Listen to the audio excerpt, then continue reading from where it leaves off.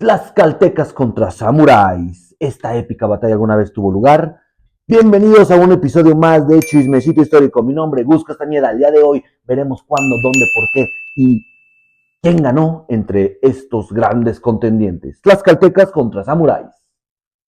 Primero que nada conozcamos a nuestros contendientes, los tlaxcaltecas, que sí, Tlaxcala existe, y es un pueblo originario de México que tuvo a bien unirse con la corona española durante la invasión de Hernán Cortés en la conquista de Tenochtitlán. La razón, bueno, porque los aztecas, ya los platicado en otros episodios, eran unos verdaderos HDPs con los súbditos que tenían. Los tlaxcaltecas no estuvieron exentos de estos abusos y cuando llegaron los españoles aliados fuertes, dijeron, ¿sabes qué? Yo soy tu compa, y marcharon hacia Tenochtitlán. Muy importante, cuando se toma Tenochtitlan, las grandes matanzas, las grandes sangrías fueron por parte de los tlaxcaltecas hacia los aztecas. Incluso se dice que en las narraciones de Hernán Cortés, que les decían los aztecas, los españoles a los tlaxcaltecas, oye, ¿sabes qué? Ya aguanta, ya detén esta masacre. Y no, la destrucción del Templo Mayor, la destrucción de la pirámide de Tenochtitlan, no fue a manos de los españoles para construir allí su iglesia católica. No, no, no. Fue por parte de los pueblos, principalmente tlaxcaltecas, que destruyeron estos símbolos de su opresión de casi 200 años y, por supuesto, al ser aliados de los españoles, cuando el imperio azteca es desplazado, los tlaxcaltecas son a los que dejan a cargo. Los grandes cargos de gobierno de los españoles no fueron idiotas, no quisieron ellos ponerse como gobernador, dijeron para que se dominen entre ellos necesitamos poner a gente de ellos, y ellos fueron los tlaxcaltecas. Y tuvieron privilegios y estuvieron exentos de pagar el quinto real prácticamente durante el periodo de vida natural de las personas con las que coexistieron durante la conquista. Es decir, cuando murió Jerónimo de Aguilar, Hernán Cortés, Pánfilo de Narváez, cuando murieron estos grandes conquistadores fue cuando los tlaxcaltecas pues perdieron a sus compas, perdieron sus privilegios y sí, se terminaron convirtiendo en uno más del montón de los pueblos que hubo aquí, que pues al fin y al cabo tributaban a la corona española. Ahora hablemos sobre los samuráis.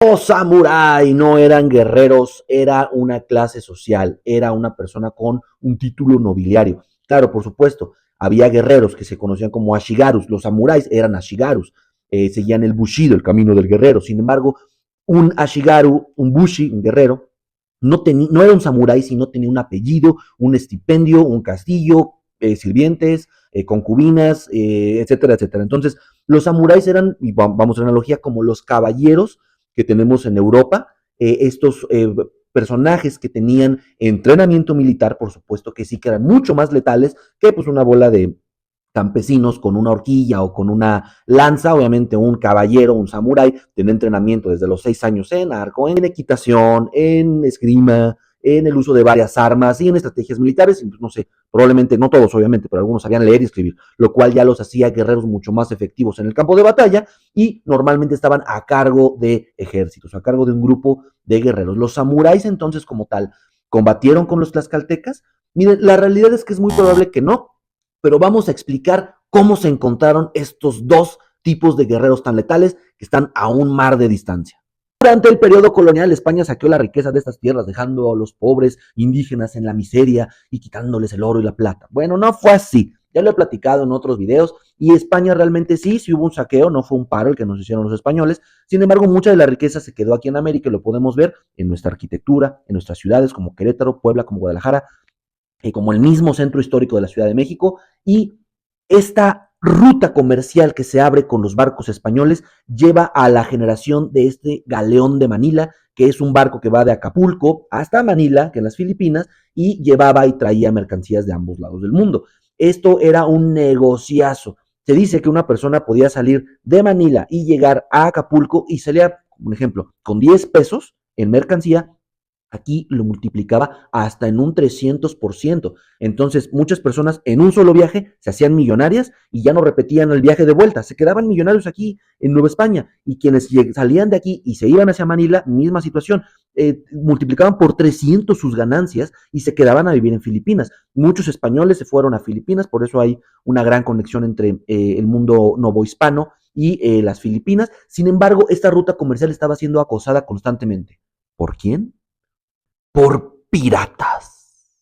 Y es ahí justamente en donde empieza nuestra leyenda, en donde tlaxcaltecas y samuráis se agarraron a trancazos. ¿Por qué? Porque los comerciantes de este galeón de Manila dijeron, ¿sabes qué? Necesitamos guarros, necesitamos protección, tráete a los mejores guerreros que tengas en Nueva España, porque esas personas son muy, muy letales. Y estamos hablando de samuráis, no, estamos hablando de Ronin, de Ashigarus. ¿Por qué? Porque un samurái para poder ser pirata habría perdido su título nobiliario, por decirlo de cierta forma, no habría sido un samurái. No significa que no conociera las técnicas de combate del el bushido, del camino del guerrero. Sin embargo, no tenía el título de samurái de entrada.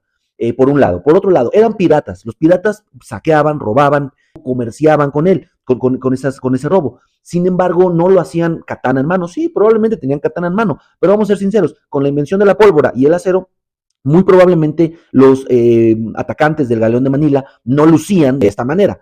Muy probablemente lucían de esta otra manera. Los tlaxcaltecas, sí, fueron elegidos por la corona española como los mejores guerreros y fueron elegidos por el rey para acompañar al galeón de Manila. Eso es cierto. Sin embargo, no eran tlaxcaltecas que lucían así.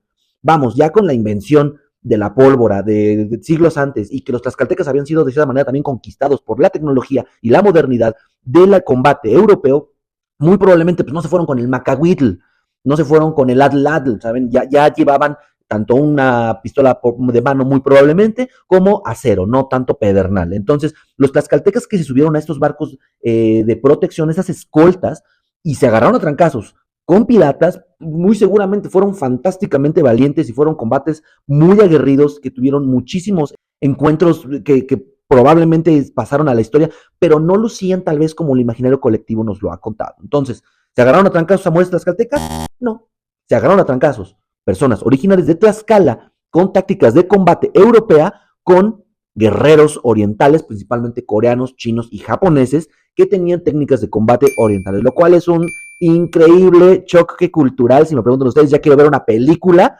ahí en la que esté Keanu Reeves, en la que esté Akenyu Baeda por ahí, o el hijo de Sonny Chiba, y agarrarnos de trancazos, ¿por qué no? Con un Tenoch Huerta. Ya quiero ver una película bien hecha respecto a ello. Es una historia impresionante, tal vez no como nos la imaginamos, pero no deja de ser increíble.